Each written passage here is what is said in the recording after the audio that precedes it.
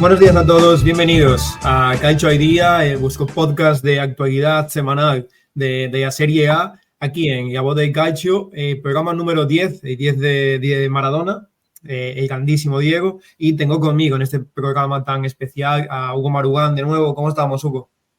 ¿Qué tal, Antón? ¿Cómo estás? Pues bastante bien, ¿eh? A mí se me ocurrió Maradona de número 10. ¿Tú tienes algún fetiche, algún jugador que portase ese dorsal? Para relacionarlo con la liga italiana tiene que ser un poco el Papu Gómez, ¿no? Que nos dio unos años en Bérgamo maravillosos.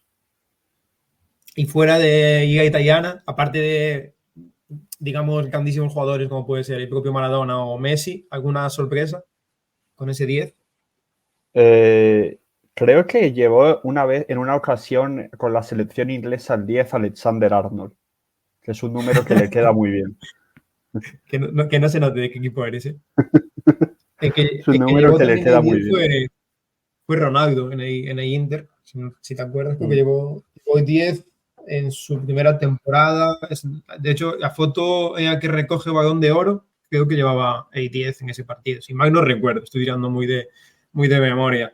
Y ya que hablaste de Alexander Arnold, pues hay que comentar un poquito por encima los resultados de Champions, Europa League y Conference de los equipos europeos. Y es que el Liverpool ganó a Bologna 2-0 y Leipzig 2-3 contra la Juventus, ganó el equipo de Turín. Atalanta ganó 0-3 en su visita a Shakhtar.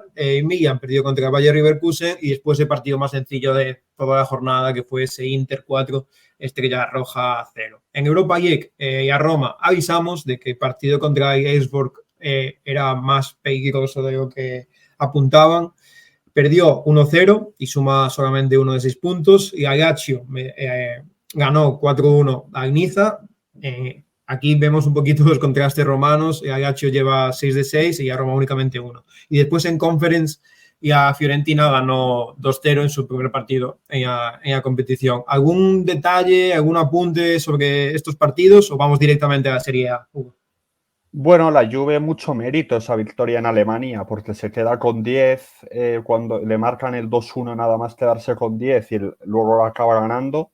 Un partido que, sin embargo, les va a saber muy mal porque se les lesionó Bremer para todo el año, que va a ser una baja durísima porque estaba muy bien el brasileño en el centro de la defensa, siendo clave, por ejemplo, en el partido contra el Napoli de hace un par de semanas. Esto es una exhibición suya y es una baja muy dura, aunque ganaron ese partido con golazos, la verdad, de Vlahovic y de Conceição. Y luego, así rápidamente, el Bologna perdió en Anfield, pero creo que dejó un gran partido, sobre todo defensivamente. Mantuvo la presión alta en todo momento y creo que, aunque es una derrota que era bastante predecible, perder en Anfield, creo que se pueden ir con buen sabor de boca. Pues has mencionado dos nombres que creo que trataremos después, tanto de Bremer como de Conceição. Me parece que vamos a hablar un poquito de ellos después, pero bueno, esa victoria, como dices tú, de la Juve, muy meritoria y que además se sitúa en la parte alta de la tabla de Champions con esas 2 victorias consecutivas. Veremos qué tal lleva a partir de ahora. Si pasamos a la Serie A, uno de los últimos rivales de la Juventus, el Napoli, que se afianza como líder en solitario, tras vencer con una victoria bastante sólida, diría, un 3-1 al Como. Pero uno de los jugadores que yo creo que debemos hablar de este partido, aunque es cierto que quizá no estuvo tan bien, tan exageradamente bien, porque bien estuvo, es el nombre propio de este inicio de Serie A, y de Nico Paz, el argentino, con también nacionalidad española, pues nos continúa regalando varias actuaciones de una clase, de un talento que yo creo que evidentemente es de los nombres de este inicio de Serie A, pero es que si sigue a este nivel, poquito va a durar en el Como. Sí, muy buen partido de Nico Paz en el Estadio Maradona, precisamente, que lo comentábamos antes.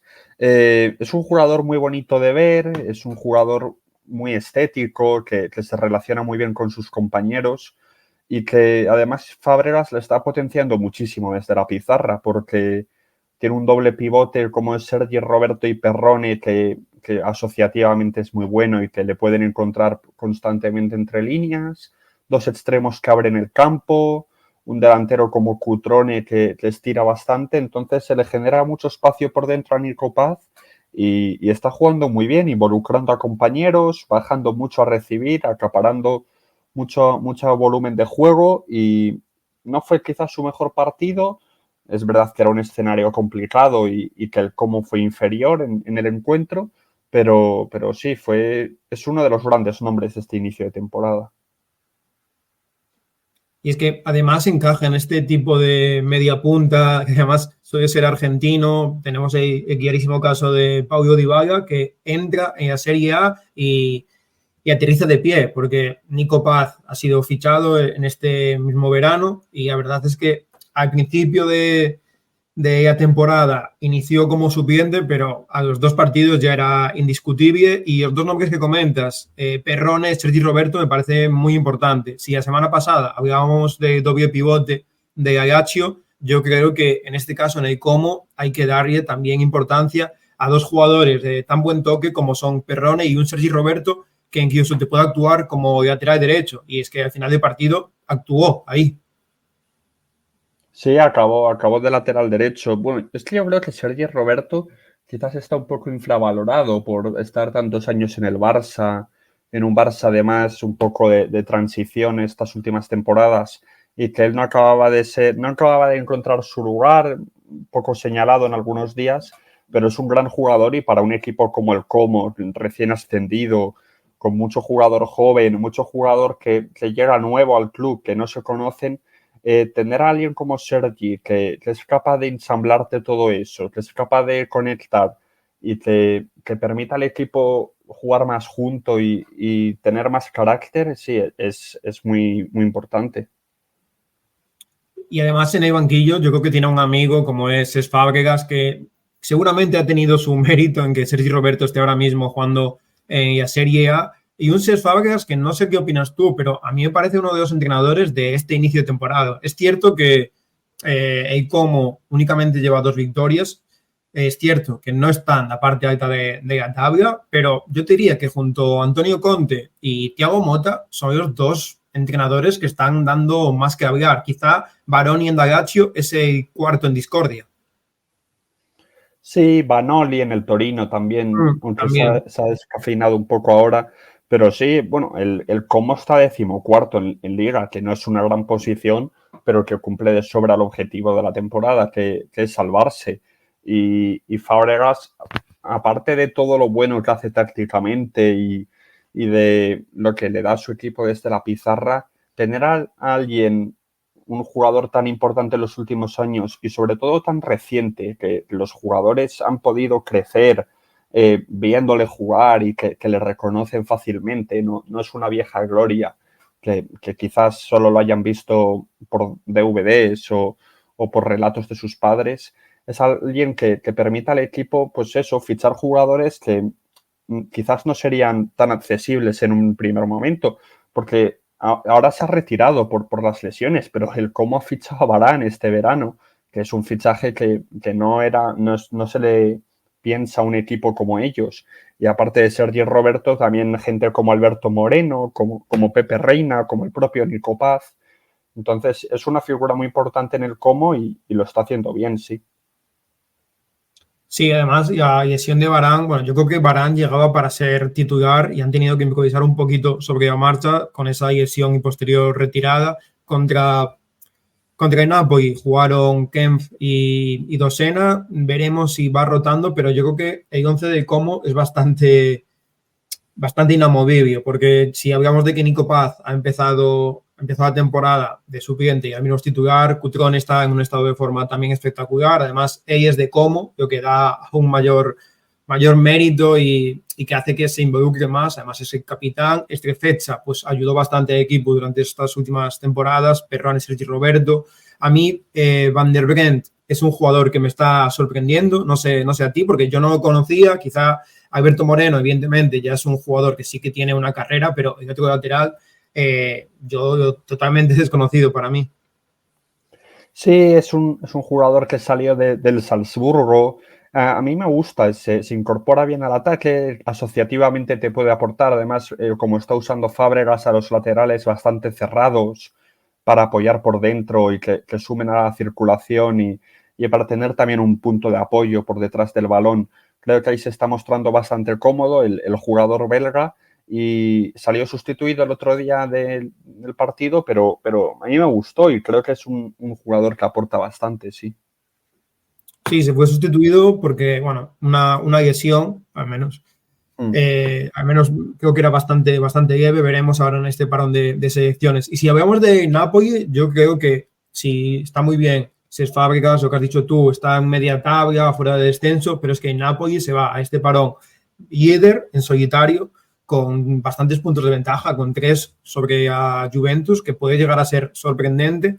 Y aquí hay que dar el mérito que se merece a Antonio Conte, porque sabemos que es un entrenador con una dilatadísima carrera, que es un ganador nato, y así lo ha demostrado durante estas últimas décadas, pero esta capacidad que está teniendo en el Napoli para adaptarse tanto al rival como a sus propios jugadores, yo creo que es una novedad dentro de un entrenador que parecía que era inamovible con sus ideas.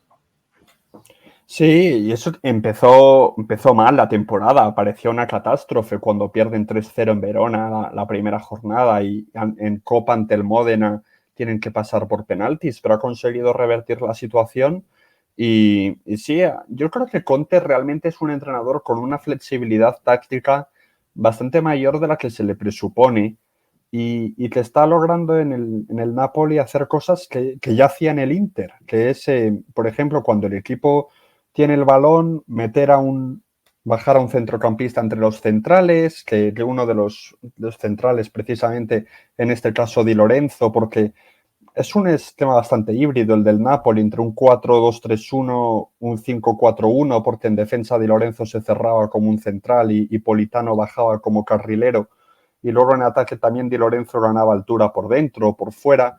Es un equipo muy rico tácticamente porque los jugadores tienen mucha libertad para aparecer por diferentes zonas y mérito para Conte. Yo recuerdo en el Inter, cuando gana la Liga con el Inter, que eso también fue un trabajo espectacular.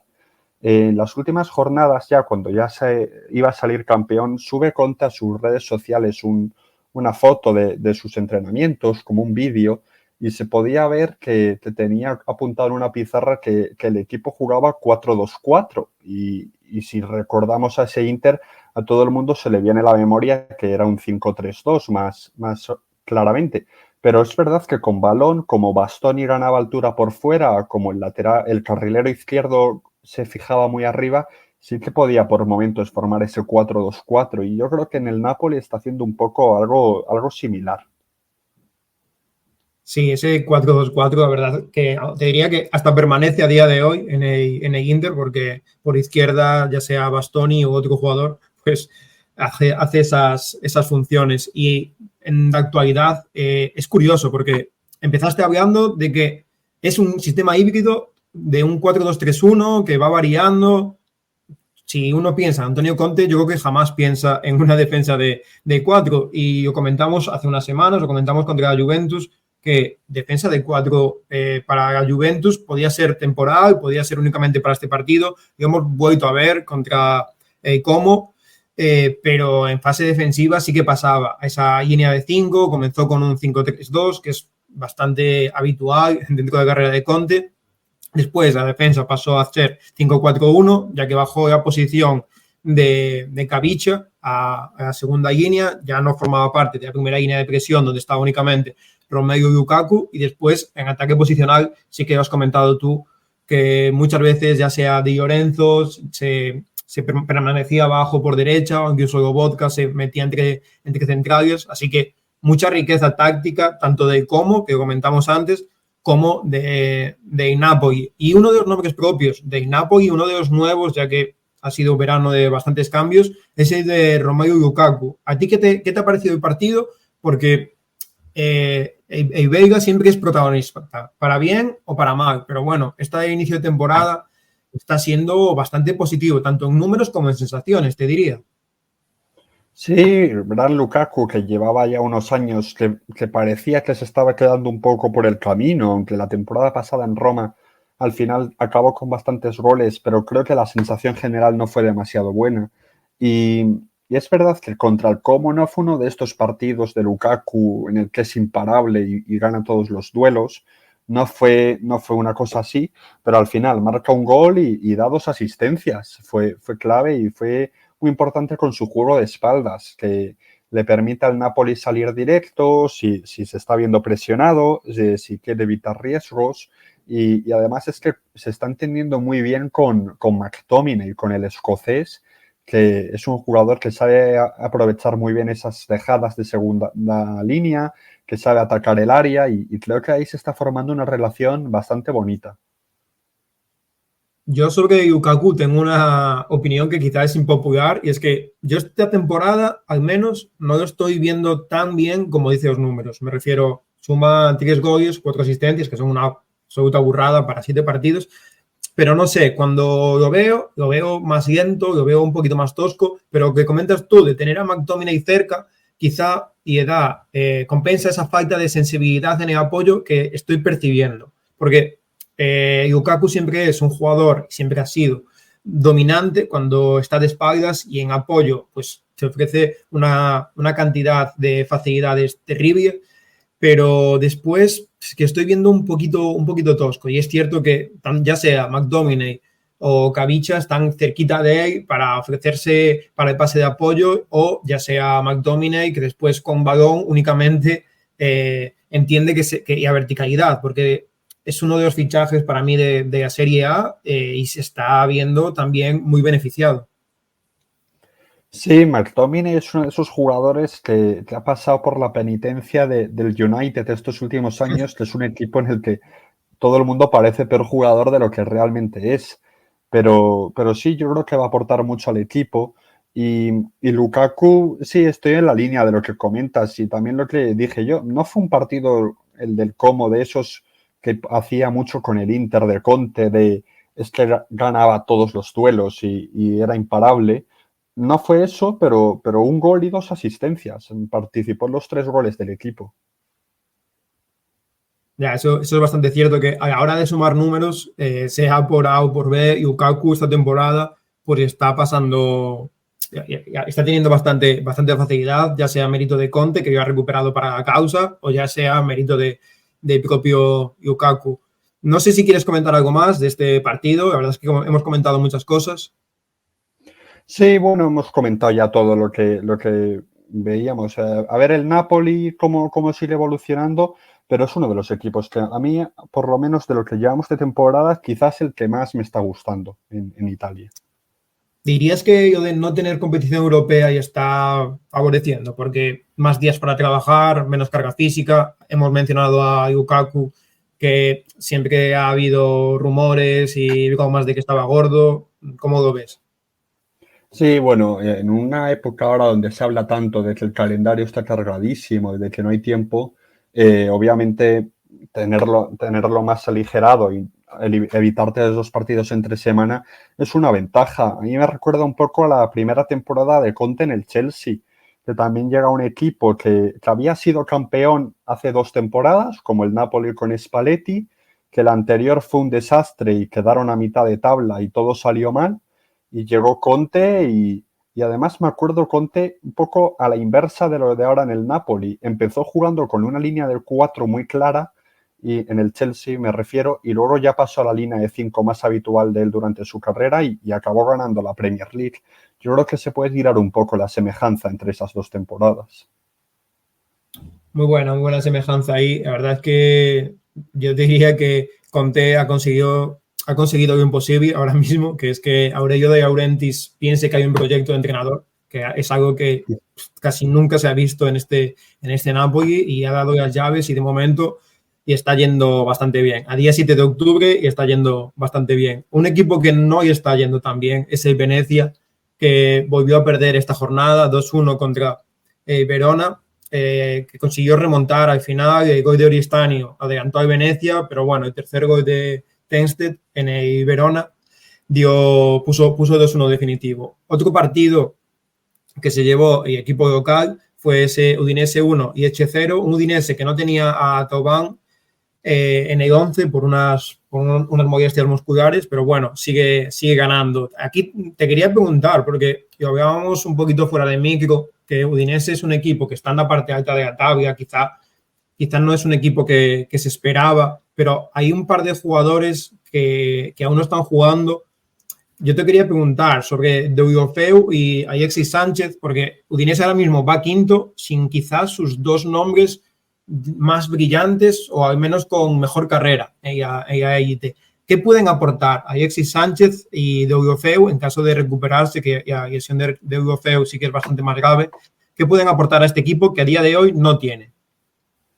Bueno, yo creo que aportarían bastante porque los dos, aunque en el pasado fueron extremos de mucha explosividad, de desborde, llegar a la línea de fondo, ahora con el paso de los años, más en el caso de Alexis y de las lesiones, en el caso de Deulofeu, se han reciclado en estos segundos puntas que acumulan mucho juego y que ayudan al equipo a ordenarse por dentro. Y eso en el Udinese, que ahora mismo dentro de su 5-3-2 está formando una doble punta que es Brenner y Luca, que son dos delanteros que quizás les falta ese apoyo, ese participar en el juego. Tener a uno de los dos, a Alexis o a Deulofeu, con Brenner, que me parece un perfil más idóneo que Luca para atacar la profundidad y para transmitir amenaza, yo creo que encajaría mejor y le daría al equipo una variante más, sobre todo en días que se atascan, en días que las cosas no salen, porque ahora están abusando un poco del juego exterior. Sí, quizá Luca es un perfil más rematador, juego directo, creo que llega a los 2 metros, además acaba de ser convocado con Italia y esa búsqueda de profundidad, pues con él es bastante más complicada. Veremos en cómo se recupera Alexis, porque un sistema así ya lo conoce de su etapa en el Inter y no le fue excesivamente mal. Sí que salía bastante más como revulsivo. Yo tengo curiosidad por ver cómo se gestiona esto, porque este fin de semana no estaba Thauvin y al final vas a tener bastante jugador talentoso en la parte alta de tu once, porque también está Iker Bravo, que si bien es cierto está empezando su carrera, pero ya está teniendo bastantes minutos. Sí, Alexis también en Marsella el año pasado jugaba con un esquema similar. Es verdad, vamos a ver qué hace el Udinese cuando estén todos disponibles, aunque siempre pasa algo y nunca están todos disponibles. Pero sí, porque cambiar el sistema o encajar a uno de ellos en el centro del campo es más complicado, porque sus dos interiores son perfiles de mucho trabajo, de mucho recorrido. Entonces, bueno, será ver cómo les ordena cuando estén todos. Y pasando al siguiente partido, que es ese Atalanta 5, Genoa 0, un partido en el que Matteo Retegui se enfrentaba a sus ex compañeros y al final anotó un hat-trick, se llevó el balón para casa. Y aquí te quería preguntar, porque estamos viendo que Matteo Retegui lleva 7 goles en estos primeros 7 partidos. En algún partido incluso salió de suplente. Y esta faceta tan goleadora nunca la había mostrado, porque en el Genoa no llegó ni siquiera, quedó bastante lejos la cifra de 20 goles y a día de hoy, si sigue con este ritmo en Atalanta, va a superar ampliamente. Te quería preguntar, ¿qué le falta a Matteo Retegui para ser considerado élite? Porque quizá el fichaje por Atalanta en su carrera era el paso más lógico, pero ¿qué tiene que pulir para dar quizá ese salto a que la gente ya lo vea como un delantero de primera talla europea, por así decirlo? Sí, bueno, llevaba 2 suplencias consecutivas, Retegui, que además me acuerdo que lo comentamos la jornada pasada, que nos sorprendió que saliese en el banquillo contra el Bolonia. ¿Qué le falta para ser élite? Yo creo que más participación en el juego, mayor volumen para sumar en apoyo, para ofrecer soluciones y, bueno, y una fiabilidad goleadora, un acierto de cara a puerta que sí que está mostrando este año, pero que no había mostrado demasiado en su carrera, ya ha igualado el número de goles que anotó la temporada pasada en el Genoa. Entonces, tener también ser un poco más autosuficiente cuando recibe con balón al pie, porque es un jugador que pica muy bien al espacio, que se sabe encontrar sus soluciones con desmarques, que se mueve muy bien, pero cuando reciben parado quizás le falta un poco de iniciativa, de invención, pero es un jugador que para el Atalanta, para el sistema de Gasperini, yo creo que va a encajar muy bien. Y si pasamos al siguiente partido, que también tuvo un hat-trick, en este caso de Thuram, el segundo de su carrera, tras uno que consiguió en el Mönchengladbach. Inter 3, Torino 2. Al final el Torino tuvo que remar desde bien temprano con esa expulsión de Maripaz, un poquito más tarde, perdón, de Maripán, un poquito más tarde que minuto 20. Y la nota negativa de este partido es esa grave lesión de Duván Zapata, que va a estar 6-7 meses fuera de los terrenos de juego, si no toda la temporada, básicamente. Y si antes hablábamos de que Vanoli es uno de los entrenadores de este inicio de Serie A, te quería preguntar cómo va a afectar al Torino esta lesión de Duván Zapata, porque estaba siendo un delantero, diría que más titular del equipo.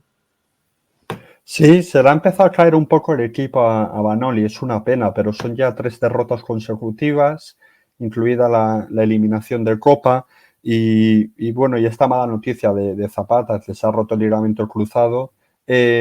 Hablábamos la semana pasada, me acuerdo, del colombiano que quizás ya no tenía esa potencia física para encadenar esfuerzos que se recordaba de su etapa en Bérgamo, pero seguía siendo un jugador muy útil y que le estaba aportando muchas cosas al equipo en esa doble punta. Vamos a ver qué soluciones busca el entrenador. Tiene a Che Adams, que el escocés, que está funcionando bastante bien. Es un fichaje que a mí me sorprendió porque no pegaba demasiado que un perfil como él saliese de lo que es el fútbol inglés. Pero está funcionando bien, está marcando goles, quizás no tiene esa capacidad de Zapata, de aguantarte balones largos, de descargar de espaldas, pero se mueve bien en el último tercio y sabe encontrarse posiciones de remate. Entonces quizás un mayor protagonismo de él sea lo que busque el entrenador. Y otra derrota que es una derrota asumible, perder en San Siro contra el Inter, y más si te quedas en inferioridad numérica tan pronto. De hecho, yo creo que hasta el sabor de boca para el Torino fue bastante positivo porque estuvieron en el encuentro hasta el final. Sí, al final yo creo que es una derrota que cuando haces la planificación a inicio de temporada, pues no pasa nada, pero yo creo que lo peor es esa lesión de Duván Zapata. Veremos si lo que comentas tú, más importancia a Che Adams, que ya venía siendo titular, si es Sanabria quien es el acompañante o incluso si es Caramó, pero a mí me falta un poquito ese perfil de Duván Zapata, de referencia en juego largo, porque Che Adams, lo que comentas tú, se encuentra muy bien zonas de remate, eso es la verdad, y Caramó te diría que es un perfil más de atacar profundidad, esa figura de juego directo y os puede faltar. El siguiente partido que hay que comentar es ese Juventus 1 Cagliari 0, un partido bastante dominado por la Juventus, quizá sorprendente el resultado, pero es que Cagliari fue a no perder, un bloque bastante bajo, sin mucha salida, diría yo. Kun Meiners fue titular, pero fue cambiado de descanso. ¿Te sorprendió este cambio a ti? Que Kun Meiners en el 45 fuese cambiado. Me sorprendió, aunque entró por Fagioli, que Fagioli venía a dejar seguramente el que fue el mejor partido de su carrera en Leipzig entre semana. Pero a mí Koop Meiners no me acaba de encantar en este principio de temporada en la Juventus. Creo que está siendo demasiado poco utilizado cuando el equipo tiene el balón. Está más pendiente de buscar rupturas, de atacar espacios y no está teniendo tantísimo peso. Tampoco es que en Bérgamo fuese un director de juego clarísimo, pero yo sí me gustaría que Mota le diese más responsabilidades. Yo creo que en este rol que está teniendo, quizá es el responsable de que Vlahovic tenga balones, porque Vlahovic es un delantero que vive, te diría yo, que bastante desconectado del juego. Sí, tener un perfil como Koop Meiners por detrás, que es como ese jugador que conecta, es muy útil. Al equipo le está viniendo bien y no es que esté jugando mal tampoco, pero yo creo que se sentiría un poco más cómodo el Edge del Atalanta si pudiese quizás en alguna ocasión bajar más a línea de medio campo para organizar, pero es que tiene muchos jugadores la Juventus ahí para dirigir los primeros pases, porque hemos hablado de Fagioli, pero tiene a Locatelli, tiene a Thuram también, que fue De el hecho, doble pivote titular. la semana pasada habías comentado el nombre de Douglas Luiz, que volvió a ser Sí. suplente en esta Juve. No sé si te sigue sorprendiendo que no cuente con tantos minutos. Me sorprende, aunque también lo entiendo porque entre semana en el partido de Champions fue un desastre. Fue un desastre lo que hizo. Entró en el segundo tiempo, cometió el penalti en su primera intervención, tuvo un par de pérdidas muy peligrosas. Era bastante previsible que fuese a ser suplente, pero sí, porque fue una inversión bastante potente de la Juventus, porque no solo fue la alta cantidad de dinero que pagaron a Aston Villa, sino que se desprendieron de dos jóvenes en el intercambio, de Samuel Elin Jr., que bueno, tampoco está ahora en el Bolonia, tampoco ¿A ti te creo que gusta apunta. Samuel Jr.? A mí no me motiva demasiado, digamos. Es el típico extremo de solo una jugada y solo una Sí, velocidad. Entonces, sí. bueno, Dejemos de ahí, ¿no? puede ser útil. Pero el otro nombre del que se desprendió la Juve es Enzo Barrenechea, que está ahora en el Valencia, que a mí sí me parece un jugador con cierto futuro. A mí me gusta más, sobre todo porque es capaz de más de una jugada. De hecho, Samuel Junior con el Bologna, no me acuerdo el rival ahora, pero mete un auténtico golazo con su única jugada, eso es cierto. Pero a mí me parece un jugador bastante limitado. Pero dices tú, una inversión bastante importante que de momento no está, no está bien. El que sí que está decente, te diría que es Conceição, que en este caso sí que fue titular, era un jugador que igual que antes hablábamos, la semana pasada hablábamos de Neres, que sale bastante desde el banquillo en el Napoli, pues Conceição, tras su gol y asistencia contra Leipzig, se dio oportunidad contra el Cagliari. Es cierto que salió expulsado, pero a mí no me pareció un partido tan negativo como para criticarlo. Es un jugador que lo intenta mucho, entonces está en su juego el cometer errores en el regate, te diría yo. Sí, es un jugador que de personalidad va sobrado. Entonces lo intenta una y otra vez, aunque no esté teniendo su día. No creo que fuese tampoco un mal partido de Conceição contra el Cagliari, pero también a veces peca de esa inexperiencia, de esa juventud, de esa un poco arrogancia, diría yo. Al final solo tiene 21 años, pero se fue expulsado y bueno, creo que no es el mejor extremo que tiene la Juve, que sería Nico González, pero le puede aportar a Mota y creo que se hará con un hueco de titular más pronto que tarde en la temporada. De titular consagrado siempre. ¿Tú piensas que el tridente, bueno, el tridente, los tres jugadores que están por detrás de Vlahovic van a ser Kenan Yildiz, Koen Meiners y Nico González, ¿no? Sí, entre Yildiz y Conceição creo que rotarán mucho. Los otros dos sí los veo más fijos y entre turco y portugués creo que habrá mucha rotación dependiendo del rival. Es que, a no ser, a mí me parece que Conceição, cuando las piernas del rival están más cansadas, puede ser más útil, igual que y está pasando a Neres en el Napoli, aunque el caso de Neres, te diría yo que también es gestión de vestuario, de que tienes a Politano y Caviche que llevan ya varios años ahí, pero en la Juve también hay la presión de tener el 10 de Kenan Yildiz. Es cierto que no le está pesando, pero yo creo que el rendimiento del turco y hace merecer ser titular de momento. Y por ejemplo, con Seisao sí que para agitarte el partido, para darte una marcha más, pues me parece muy útil. El nombre que comentaste antes de Niccolò Fagioli, no sé si lo ves de titular, porque yo creo que Locatelli es el más fijo dentro de esos mediocentros y que el acompañante puede variar bastante.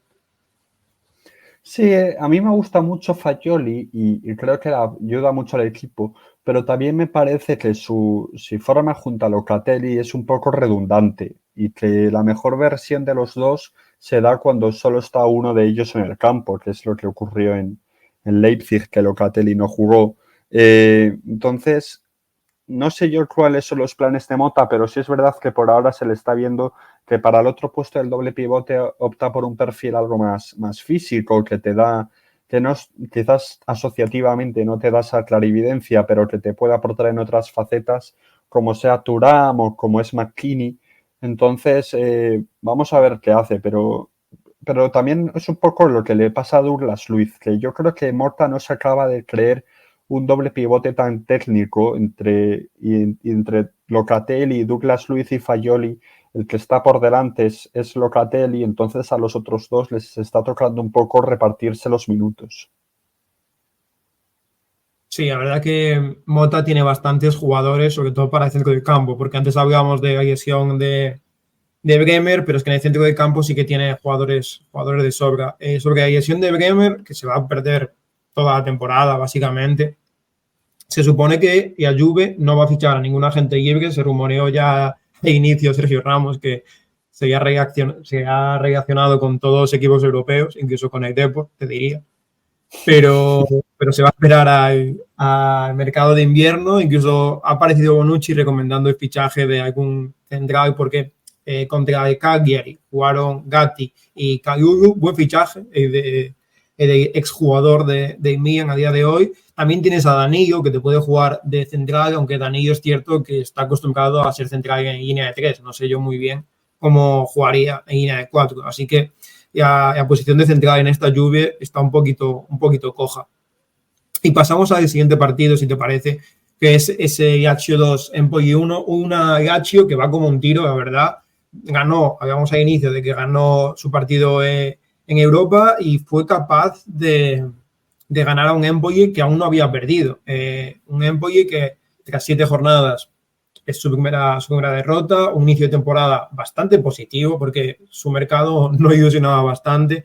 Algún jugador interesante de este Empoli puede ser el propio Espósito, que anotó de nuevo un gol, Faccini, que es cierto que ha venido de más a menos en este inicio, pero es un jugador bastante interesante. Y en Lazio vimos un 11 que no varió absolutamente nada respecto a la victoria contra el Torino. Repitió ese doble pivote que destacamos la semana pasada, y también vimos otro nuevo gol de Pedro ya, que en esta etapa final de su carrera se está haciendo un tour por Roma. Primero pasó por la Roma, ahora está por la Lazio. No sé qué te parece Pedro saliendo desde el banquillo como revulsivo, porque en estos últimos partidos está siendo el factor más diferencial del equipo. Sí, lleva 2 goles consecutivos. Es verdad que esta edad quizás como titular no le da o no le da para hacerlo con frecuencia. Además, los extremos le están funcionando bien a Baroni, Zaccagni e Isaksen, pero sí, tener a alguien como Pedro para salir desde el banquillo para un equipo como la Lazio es un lujo. Y repitió el doble pivote y repitió otra vez con otra asistencia en Nuno Tavares, que su temporada está siendo muy buena, está siendo muy importante. Empezó perdiendo el equipo y él con su empuje es un jugador que le pone muchísima energía, fue tirando hacia adelante y da la asistencia del 1-1. Está funcionando bastante bien la Lazio. Es verdad que ha tenido un calendario quizás un poco fácil, un poco asequible, pero van cuartos y yo creo que las sensaciones son bastante buenas cuando se podía pensar que iba a ser una temporada de transición o una temporada difícil, porque se han ido en verano los 2 símbolos de estos últimos años bastante buenos del equipo, como eran Luis Alberto Immobile. La temporada pasada fue bastante turbulenta con el adiós de Sarri y todo lo que pasó, pero ha sabido Baroni renovar al equipo y van bien por ahora. Sí, bastante mérito de Baroni de poner calma en una plaza que no es para nada fácil de torear. Y Lazio a día de hoy están puestos Champions y en Europa está más arriba que nunca. Ese 6 de 6 en Europa League, pues ya con 2 jornadas de 6 disputadas, hacen que sea bastante sencillo pasar a la siguiente fase. El que no lo tiene sencillo ni en Europa ni en Italia es el Bologna, que empató a 0 con el Parma, un partido bastante sosete, la verdad, ¿por qué no decirlo? Y el Bologna sí que se queda en media tabla con 8 puntos, el Parma un poquito más abajo, con 6 puntos, que no ha ganado ninguno de sus últimos 5 partidos. En el Parma sí que hay jugadores interesantes. No sé qué opinas de Bernabé, de Dennis Mann, de los jugadores del Parma. Para ti, ¿cuál es el que más te gusta, ya sea por fetiche o porque es básicamente el mejor? Bueno, me gusta mucho ver jugar a Bernabé. No creo que sea actualmente el No te, mejor del no te mojes equipo. tanto. Pero bueno, para darme uno que no has dado tú, me gusta mucho el central húngaro Boton Balog. Me parece que tiene una buena salida de balón, que controla bien el punto de penalti. Tampoco es que sea el Parma un equipo que esté funcionando demasiado atrás, pero creo que es un buen jugador. Yo además le recuerdo ya en un europeo sub-21 o sub-19, creo que era sub-21 con Hungría, que ya me llamó bastante la atención hace un par de años. Y bueno, los equipos italianos que siempre saben pescar muy bien en jugadores europeos, así de países menos conocidos para el gran público. Sí, sobre todo yo me acuerdo de que Gaspar en su cantera tenía una mezcla de nacionalidades bastante curiosa. Vagos, que además es entre comillas canterano de Parma, ya que lo ficharon cuando tenía, bueno, en 2019, que tendría 16, 17 años, y ya hace un par de temporadas, pues que forma parte del primer equipo. Un jugador que es de 2002, así que veremos hasta dónde llega, porque Bernabé también es joven, Denis Mann también es bastante joven, así que este Parma, pues que combina, bueno, combina. La mayoría de sus jugadores, por así decirlo, más destacados son gente joven.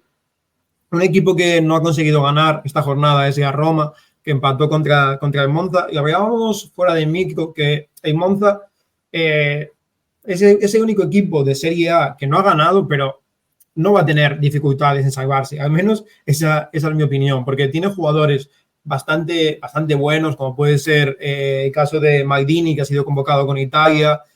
Tiene esta doble media punta bastante interesante. Tiene a Juric, que es un delantero referencia, que no es excesivamente móvil, pero que en cuanto a juego aéreo, te diría que es el mejor delantero de Serie A. Entonces, este Monza ha tenido un inicio bastante complicado, enfrentándose a Roma, a Napoli, también se enfrentó a Fiorentina.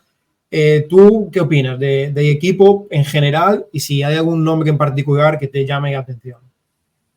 Sí, como comentas, no ha sido un inicio nada fácil ni por resultados ni por calendario, que les ha deparado casi todos los grandes enfrentamientos que pueden tener.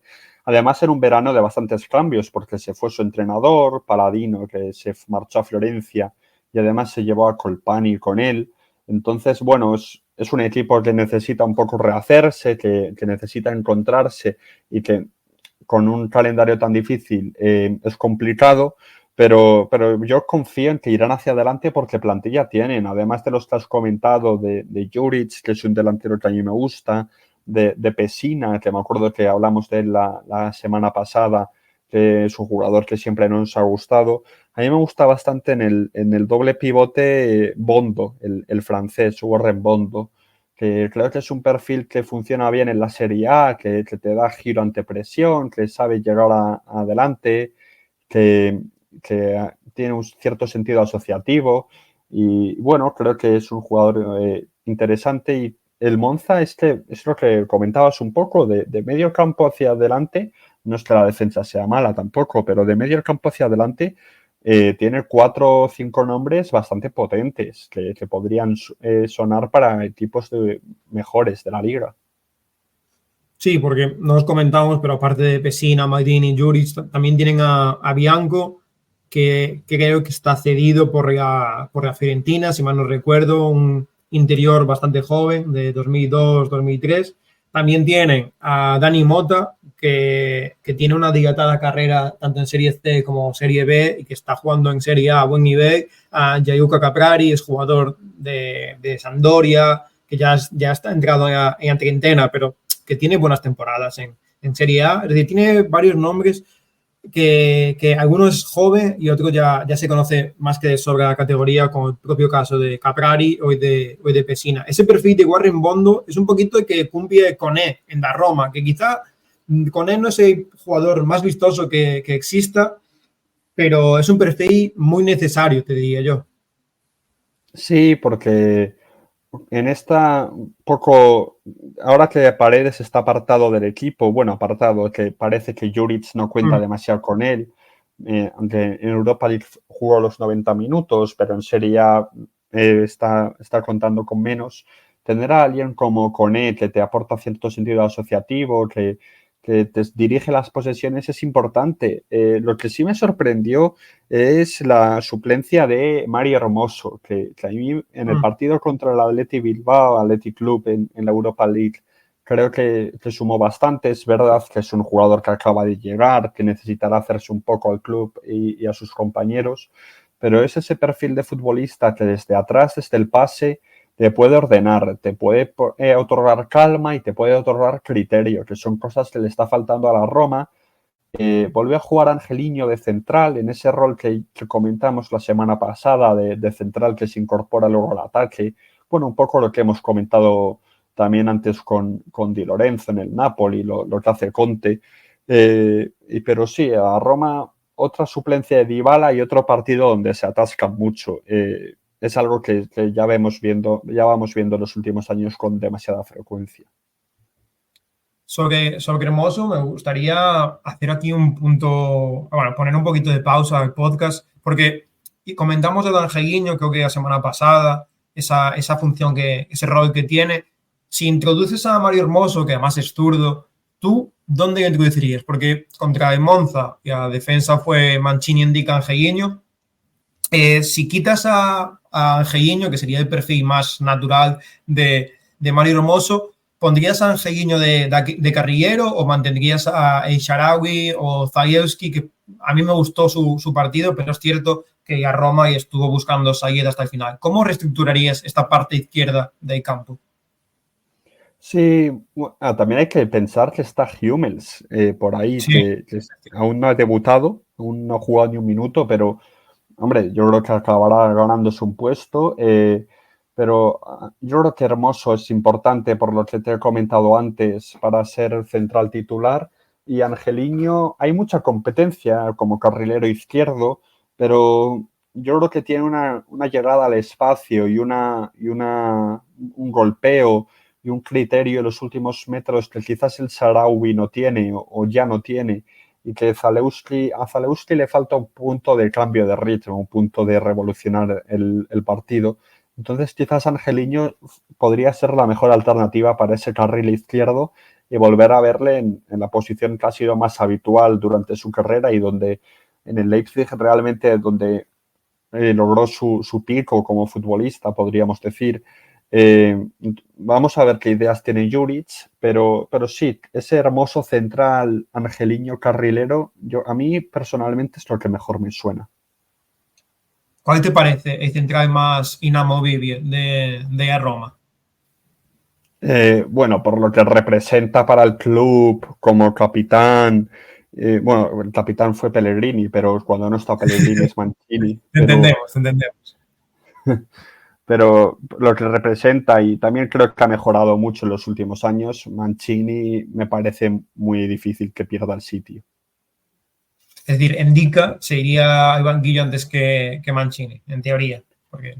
Sí, además también por perfil, porque yo creo que si Hummels entra sería para ser el del centro de los tres y Endika no le puedes poner en el perfil derecho. Bueno, puedes ponerle, pero perdería mucho.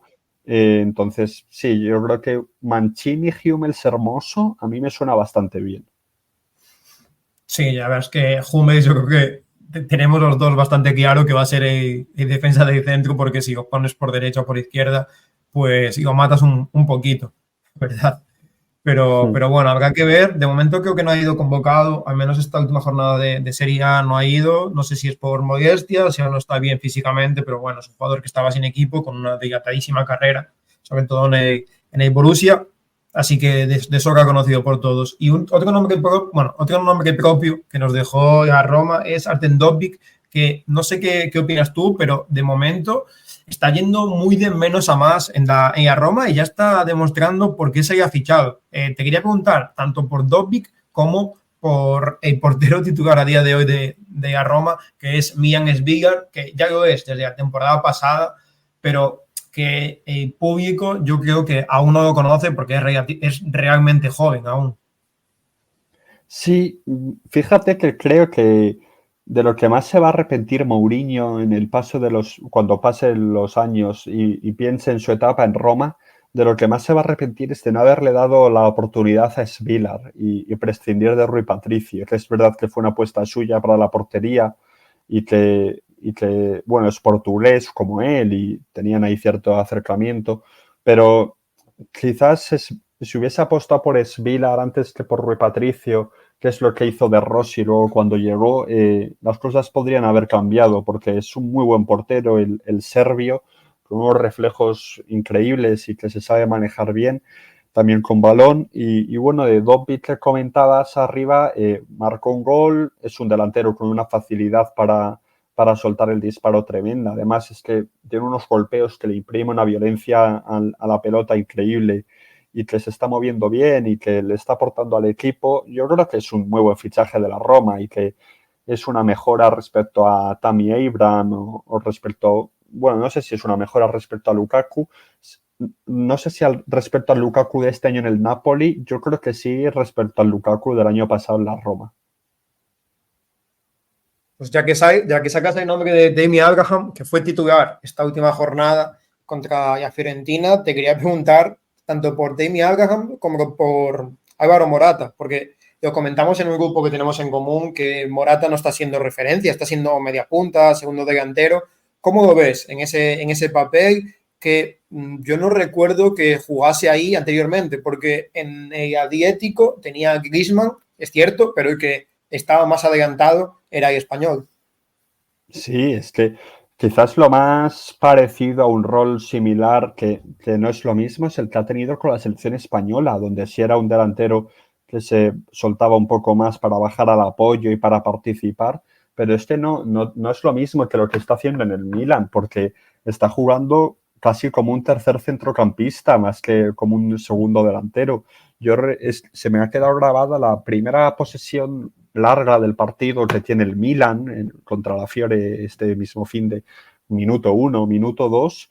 Es una posesión en la que Morata viene hasta en 2 ocasiones a recibir de los centrales, en el círculo central, con todo el equipo de la Fiorentina por detrás suyo, como si fuese un director de juego, vamos. Es algo que no lo habíamos visto y yo tampoco sé si le encaja demasiado y si él se está sintiendo cómodo o si él cree que puede desatar su mejor fútbol ahí. Me gustaría preguntarle a Fonseca qué le ha visto a Morata o por qué cree que es en esa posición donde puede sacar su mejor fútbol. Luego es verdad que durante la Fiorentina no fue esa tendencia todo el partido de bajar tantísimo, pero sí está acumulando más participación de lo normal y que está apareciendo mucho por dentro. A mí me resulta muy curioso y me despierta mucho interés eso, que digo que qué le ve Fonseca para ese rol. Sí, yo creo que es una de las novedades o sorpresas que nos está dando el Milan en estos partidos. Un Milan que no consiguió ganar a la Fiorentina y la verdad es que no será por oportunidades, porque el partido, el gran nombre propio es David De Gea, firmado más bien, porque fichado fue, pero no tenía equipo después de su estancia en el Manchester United. Y te quería preguntar por qué no tenía equipo, porque tú sigues más la Premier, pero el nombre de Gea, un portero que ha estado más de 10 años como titular en el Manchester United, esta última etapa de Gea fue lo suficientemente mala, negativa, como para que estuviese tanto tiempo sin equipo, porque en la Fiorentina ahora mismo es titularísimo, te diría, y tanto en la fase previa para clasificarse a Conference como mismamente este fin de semana fue muy importante. No, mala no fue tampoco. Es verdad que en su última temporada en el United sí queda en un par de días señalado. Yo recuerdo especialmente la eliminatoria de Europa League que el Manchester United pierde contra el Sevilla. Creo que eran cuartos de final. Cuartos, sí, era cuartos, que tiene un error tremendo en salida de balón y puede quedar un poco más señalado. Es verdad que De Gea nunca ha sido demasiado aseado en el juego con balón, sacando la pelota, pero no, o sea, no fue un mal rendimiento para apartarle del fútbol y más que porque nadie confiara en él, yo creo que ha sido un poco decisión suya también la de estar un año en blanco, que es lo que ha estado, porque la temporada pasada no jugó con ningún equipo. bueno, también están las exigencias salariales, no sé exactamente qué pedirá, pero yo creo que él necesitaba un poco poner la mente en blanco, descansar después de tantos años en un club muy exigente como es el United. Le ha salido la oportunidad de la Fiorentina. Yo creo que además ir a una ciudad como Florencia siempre es bienvenido para cualquier persona. Entonces, vamos a ver, pero sí, empezó un poco dubitativo su etapa, no mal, pero quizá obviamente se notaba que había estado mucho tiempo apartado de los terrenos de juego en sus primeros partidos en la Fiorentina, pero ha mejorado y ahora paró dos penaltis además que estaban bien lanzados. No es de eso de que estaban tirados al centro, estaba cada uno a un lado de la portería y muy esquinados. Y son dos estiradas buenísimas del portero y además en los penaltis que nunca había sido su punto fuerte. Sí, la verdad es que el partido que dejó contra el Milan, el primer penalti es una parada abajo bastante largo, ella estirada, y ya me pareció chocante que pudiese llegar. Y el segundo, más de lo mismo. Así que la victoria de la Fiorentina, evidentemente, fue el MVP del partido, y se lo dieron al final del encuentro.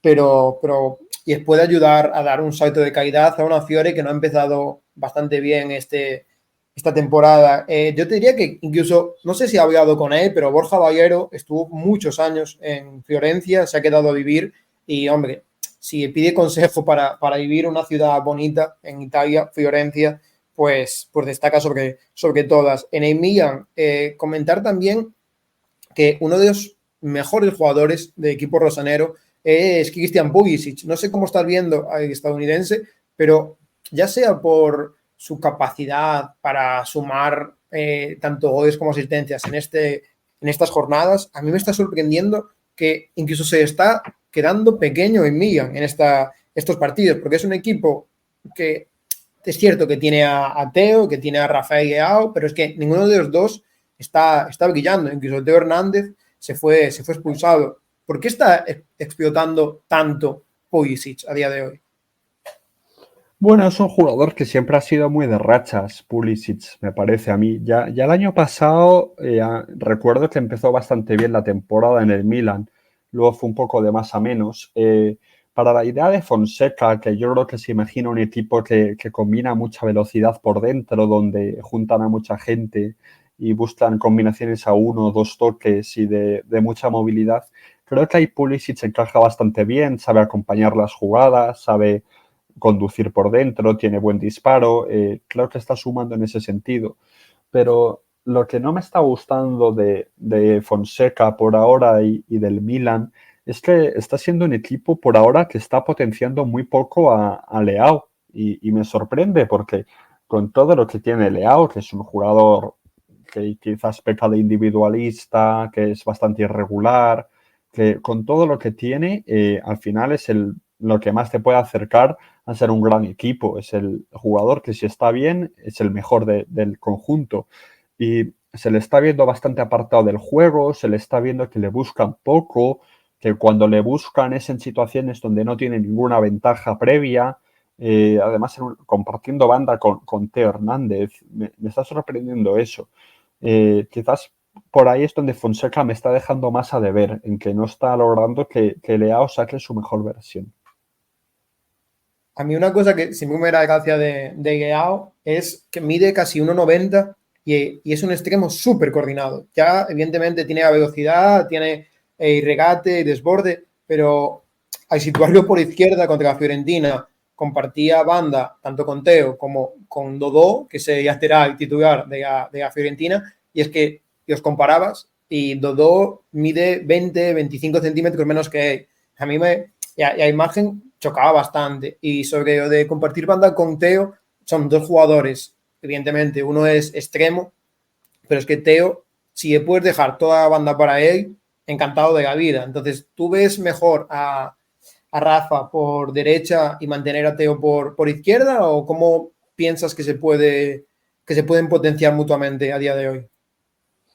Es verdad que en el papel quizás no suena demasiado bien por lo que dices, porque a Teo le gusta tener mucha profundidad y podrían chocar, pero yo creo que en la práctica sí que les hemos visto funcionar bastante bien. Y creo que además son dos jugadores que fuera del campo se llevan bien, tienen una buena relación, que eso ayuda para crear sinergias.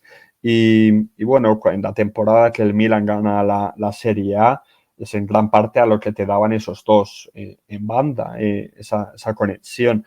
Entonces yo creo que se debería invertir ahí. Luego funciona bastante mejor de lo que se podría pensar, porque Theo también se sabe incorporar por dentro, porque incluso si los dos están muy cerquita, son dos jugadores que se entienden, que combinan rápido, que alcanzan línea de fondo y que eso, como que se entienden incluso sin mirarse. Entonces funcionan. Hay que encontrar la manera de que funcione mejor, que es lo que debería hacer Fonseca, pero a mí me gusta que compartan banda. Es que además contra Ajaccio, una imagen que dio la vuelta al mundo, diría yo, es los dos alejados de la charla táctica, porque acaban de entrar al campo y estaban los dos hablando en otra banda. Yo creo que eso ya nos indica que ambos jugadores se llevan bastante bien y al final, entre los buenos, se entienden. No sé si quieres comentar algo, pasamos a decir la clasificación y a la parte final del podcast, algo que se nos haya pasado de este partido. Bueno, solo para comentarlo, para que quede en constancia, me gustó muchísimo el partido en la Fiorentina de Yassin Atli, que precisamente está cedido por el Milan, que marcó un gran gol, pero no fue solo el gol, aportó muchísimo en todo momento con sus conducciones, con sus cambios de ritmo, supo guiar bastante bien el centro del campo del equipo y vamos a ver, porque a mí es un jugador que me gusta, que creo que tiene potencial y firmó un gran partido para ser importante en la Fiorentina. Pues comentado esto, si te parece, pasamos a la parte final del podcast, repasamos la clasificación, Serie B y cerramos por hoy. Y es que lo comentamos antes, el Napoli se marcha a este parón líder con 16 puntos, seguido por Inter con 14. En tercer puesto tenemos a 3 equipos, Juventus y Lazio, y una de las sorpresas de esta temporada, como es Udinese, con 13 puntos, a 3 del primer clasificado. En el sexto puesto tenemos a Milan y Torino con 11, y ya en el octavo Atalanta, Roma, Empoli y Fiorentina con 10 puntos. En la parte baja tenemos a Lecce y Genoa con 5, y los dos últimos con 4 puntos son Monza y Verona. De estos 4 últimos equipos, lo comentamos antes, pero a mí en Monza me parece más favorito para remontar la situación. No sé tú cómo ves a Venecia, Lecce y Genoa. Es Venecia el que tiene 4 puntos, que me equivoqué, no Verona. No sé cómo ves a Venecia, Lecce y Genoa de cara a esta temporada.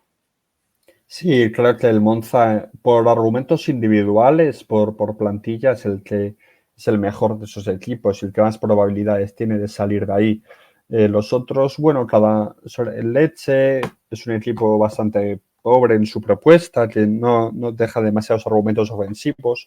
Un caso similar al del Cagliari, que está un poco por encima y que viene de un gran resultado, como es empatar en Turín ante la Juventus, pero yo también creo que es un equipo al que le puede faltar un poco de capacidad para sumar puntos en el día a día y para salvarse. Pues veremos cómo avanza esto, pero de momento estos equipos son los que peor pinta tienen, junto con el Cagliari, que está un poquito más arriba, pero bueno, ya la imagen que ha dado en este inicio de temporada no es excesivamente positiva.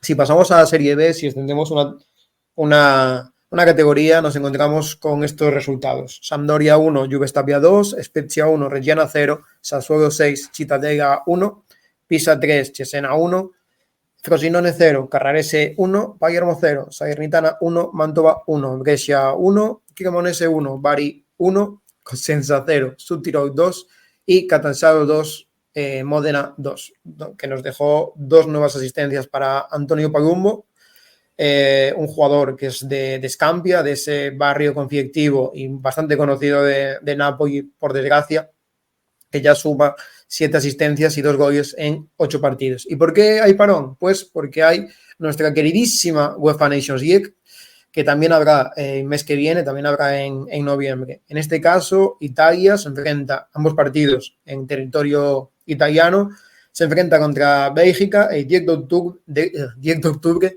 a las 9 menos cuarto y recibe a Israel 14 de octubre a las 9 menos cuarto. A priori, Hugo, partidos, sobre todo Israel, te diría que Italia es la favorita, ¿no? Sí, un parón importante para confirmar las sensaciones del anterior, que dejó 2 victorias de Italia, 2 victorias como visitante y sobre todo esa victoria en Francia, o sea, sí, en Francia ante la selección gala de mucho prestigio, 1-3, y creo que Spalletti, después de la decepción de la Eurocopa, puede ir implementando las bases de un equipo que debería llegar al Mundial de 2026, no como favorita, obviamente, no como un equipo para ganarlo, pero sí para hacer un buen papel, yo creo. Sí, además nos dejó esa victoria contra Francia en territorio francés, remontando tras ese gol inicial de Barcola, que fue respondido por Di Marco, Fratesi y Raspadori. Una Italia donde vimos a Matteo Retegui de delantero titular y vimos una Italia con muchos centrocampistas. No sé si te sorprendió eso, porque jugaron Sandro Tonali, Ricci, Fratesi y Pellegrini juntos. Y a mí ver tanto jugador que con balón se muestra bastante sólido me gustó. Supongo que es algo que Spalletti va a querer de cara al futuro, jugadores talentosos con balón y después a un jugador como Mateo Retegui, que si ya tiene que meter, ya va a meter y lo estamos viendo en este inicio. Sí, eso que les faltaba a Varela, que es el mejor centrocampista que tienen. Pero sí, es un poco la fórmula de Spalletti. 3 centrocampistas más uno que es Pellegrini, también jugó Raspadori, me acuerdo, en el parón, que es un poco el enganche, ese cuarto centrocampista, esa conexión entre una línea y la delantera. Sí, la verdad que Varela puede dar un salto de calidad a esta selección. De momento sigue siendo baja. Creo que por la lesión de nariz que tiene, no sé si tiene algo más a mayores, pero se operó la nariz, que era una lesión que arrastraba desde Eurocopa, si mal no recuerdo, y que a inicio de temporada, pues es cierto que podía jugar, pero aprovechó para operarse y para perderse a menor cantidad de partidos posibles. Y esto ha sido todo por hoy. No sé si quieres comentar algo, si ha quedado un podcast de más de 1 hora, bastante completo. Es cierto que nos hemos centrado únicamente en un partido, pero hemos comentado muchísimas cosas. Sí, bueno, una jornada que quizás no ha tenido ningún gran partido, pero que ha sido bonita y que además nos prepara todo para una vuelta al parón que promete bastante, porque hay un Roma-Inter, hay un Juve-Lazio, hay un Milan-Udinese, entonces con ganas de que vuelva ya la Serie A. Pues esto ha sido todo por esta semana en este podcast número 10 de Calcio Hoy Día. Si ya has llegado hasta aquí, muchas gracias y no te olvides darnos 5 estrellitas o un voto positivo que no te cuesta nada. Muchas gracias, Hugo, por estar esta semana más. La semana que viene eres baja confirmada. Si Maru vuelve de su viaje, si te quieres pasar, pues grabamos un podcast de los 3, yo encantado, pero si no, pues puedes tomarte tus vacaciones. Muchas gracias, ha sido un placer estar por aquí y ya volveré. No sé cómo ni cuándo, pero volveré. Pues aquí lo dejamos. Nos vemos. Adiós.